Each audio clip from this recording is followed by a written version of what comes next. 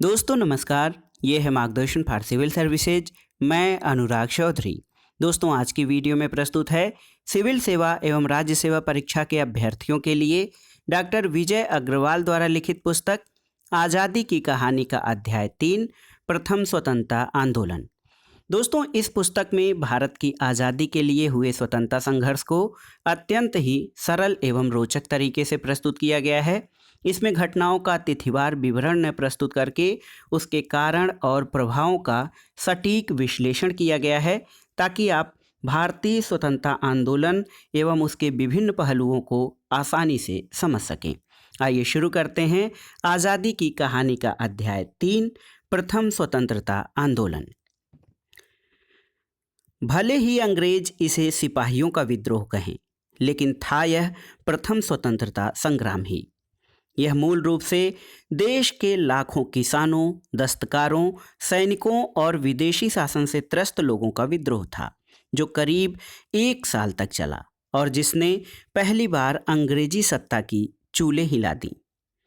सन 1857 के विद्रोह की शुरुआत दिल्ली से 36 मील दूर स्थित मेरठ से उस समय हुई थी, जब वहाँ के कुछ सिपाहियों ने चर्बी लगे कारतूसों का उपयोग करने से मना कर दिया था। बात यह थी कि वहाँ की सेना को पहली बार नई इनफील्ड राइफलें दी गई थीं। उसके कारतूसों पर चिकनाई लगा कागज होता था। इस कागज के किनारों को दांतों से काटकर कारतूस को राइफल में भरना पड़ता था। उस चिकनाई में गौमांस और सूअर की चर्बी मिली होती थी। इसलिए इसे देखकर हिंदू और मुसलमान सिपाही गुस्से से भर उठे। उन्हें ऐसा लगा कि सरकार जानबूझकर उनके धर्म को नष्ट और भ्रष्ट करने में लगी हुई है। मंगल पांडे की शहादत।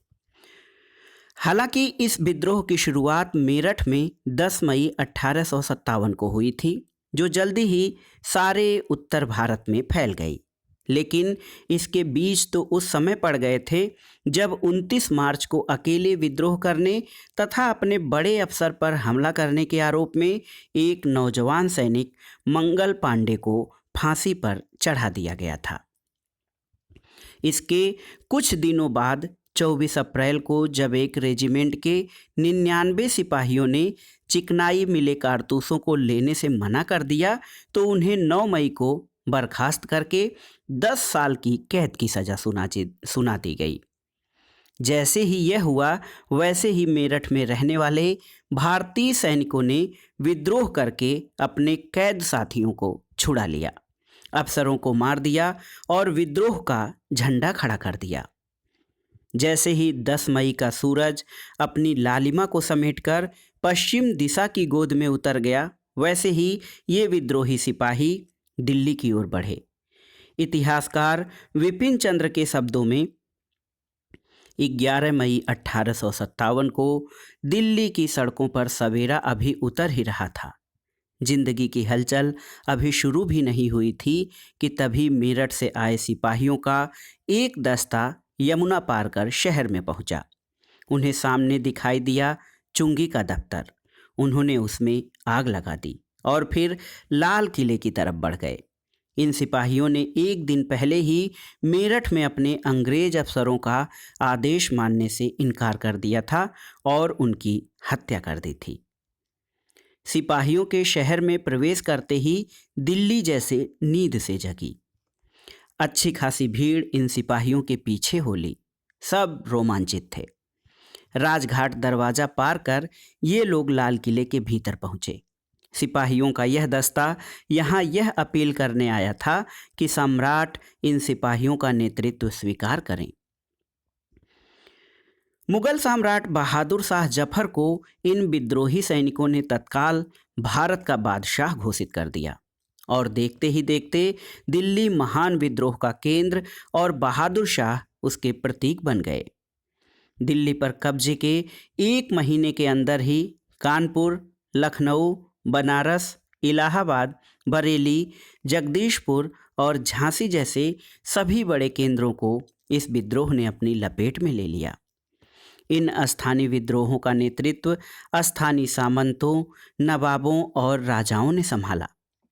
कानपुर में इसका नेतृत्व किया नाना साहब ने, लखनऊ में बेगम हजरत महल ने और बरेली में खान बहादुर खान ने। बिहार में जगदीशपुर के जमींदार कुंवर सिंह ने विद्रोह का नेतृत्व किया। झांसी में रानी लक्ष्मीबाई ने सिपाहियों की कमान संभाली, जो लॉर्ड डलहौजी की दत्तक नीति के कारण अपने अधिकार से वंचित कर दी गई थी।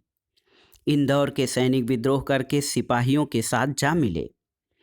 राजस्थान और महाराष्ट्र के अनेक छोटे सरदार जनता के समर्थन से विद्रोह की स्थिति में आ गए।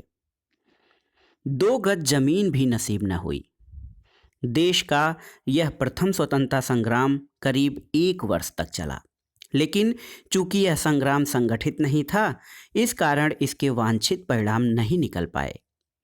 अंग्रेजी सरकार ने अपनी आधुनिकतम सैन्य शक्ति के बल पर इस विद्रोह को दबाने में सफलता पाई। झांसी की रानी लक्ष्मीबाई युद्ध करते हुए शहीद हुईं।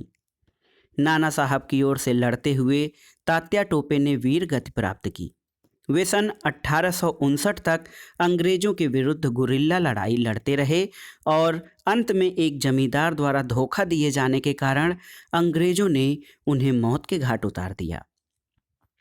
मुगल सम्राट बहादुर शाह जफर कैद करके रंगून भेज दिए गए।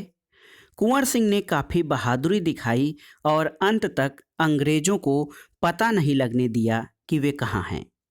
एक अनुमान के अनुसार केवल अवध में ही अंग्रेजों के साथ लड़ाई में 1.5 लाख लोग मारे गए, जिनमें 1 लाख से अधिक लोग नागरिक थे।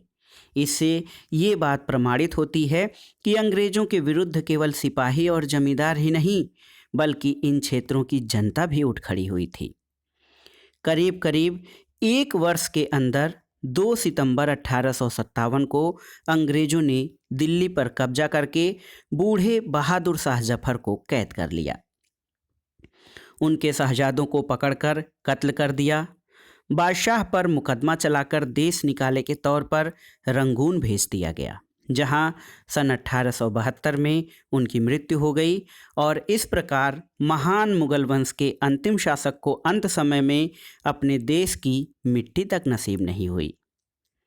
हालांकि यह स्वतंत्रता संघर्ष भारत को आज़ादी नहीं दिला पाया, लेकिन सेनानियों का बलिदान और जनता का संघर्ष व्यर्थ नहीं गया। यह भारतीय इतिहास की एक युगांतकारी घटना बनी, जिसने भविष्य के आंदोलन को प्रेरणा दी। यह भारतीय जनता का उस उपनिवेशवादी शासन के प्रति पहला राष्ट्रीय संघर्ष था, जिसके साम्राज्य में कभी भी सूर्यास्त नहीं होता था।